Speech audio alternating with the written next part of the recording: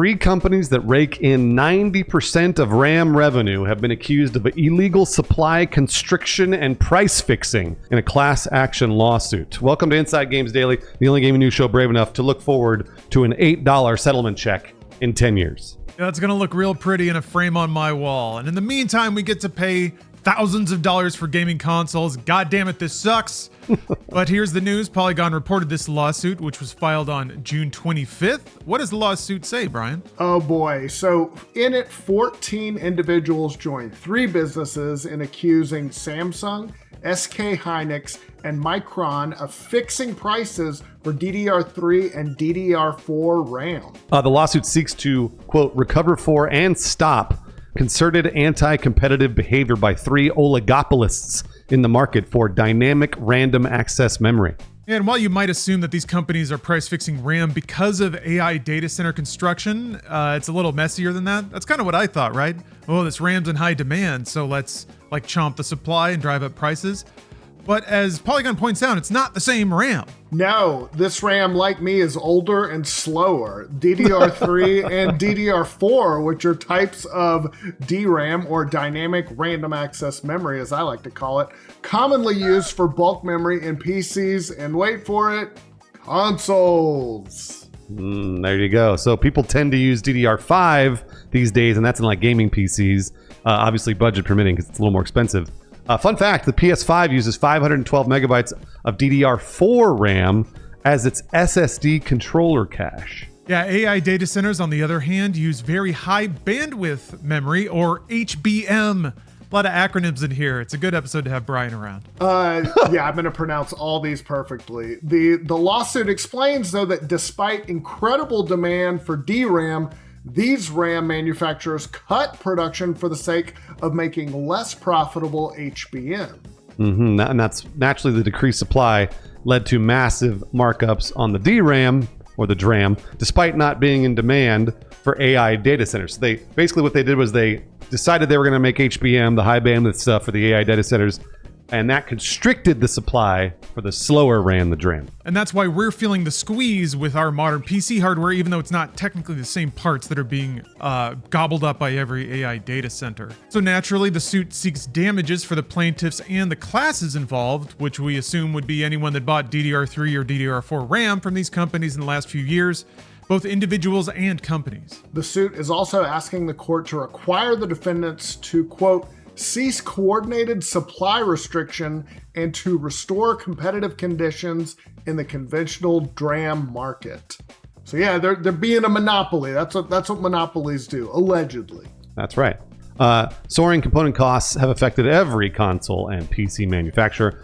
As I'm sure you know if you watch our show, Xbox just raised the price of Xbox consoles again last week, ceasing production of their 2 terabyte Xbox Series X model entirely.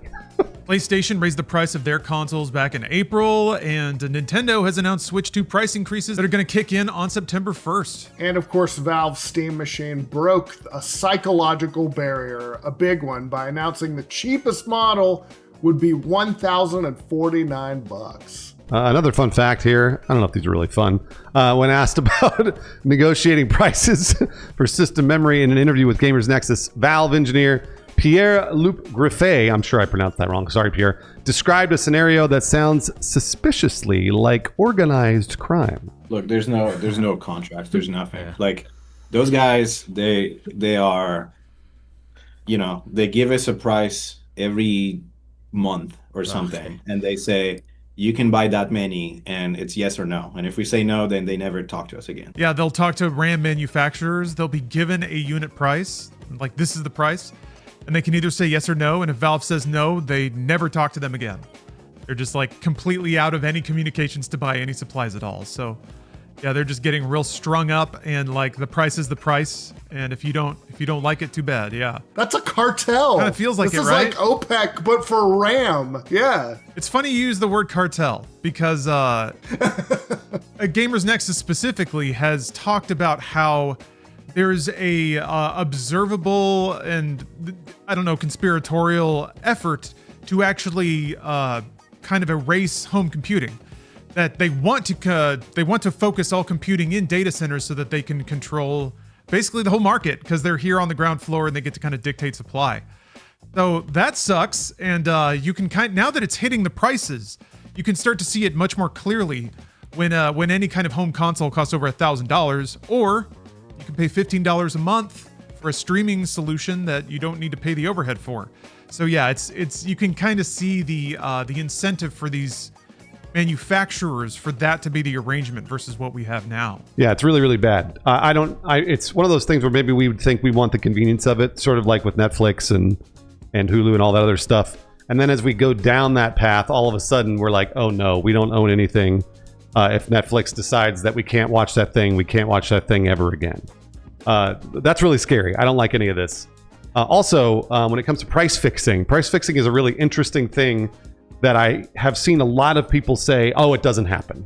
And it absolutely happens, and it happens quite a bit. If you want to do some fun research, by the way, not fun.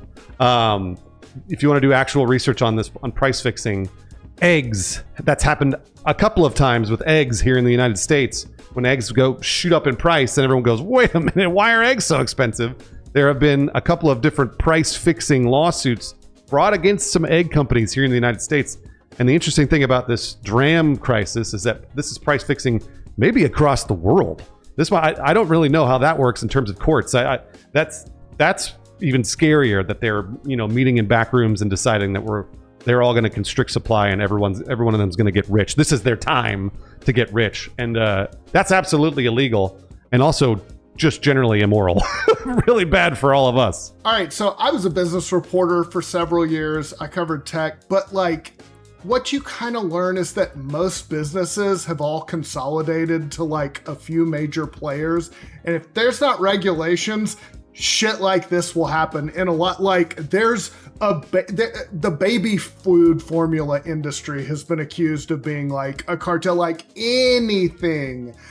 So it doesn't surprise me a bit that especially computer hardware, which is obviously requires a lot of startup capital to get into, and there's going to be super high barriers to entry. It's not like it's running a restaurant and just another RAM manufacturer will open up. So yeah, everything's consolidated. So it doesn't surprise me one bit. This is why, I think lawsuits like this are good. Hopefully they'll lead to changes, because yeah, it's bullshit. They do want to put us to an all streaming future where we don't own our own hardware. We don't own the physical media. Look at what Sony just did, taking away a lot of people's movies that they had bought because licensing agreements ran out. So stuff like this, I feel is really the tip of the spear in trying to preserve some form of ability to play our stuff on native hardware.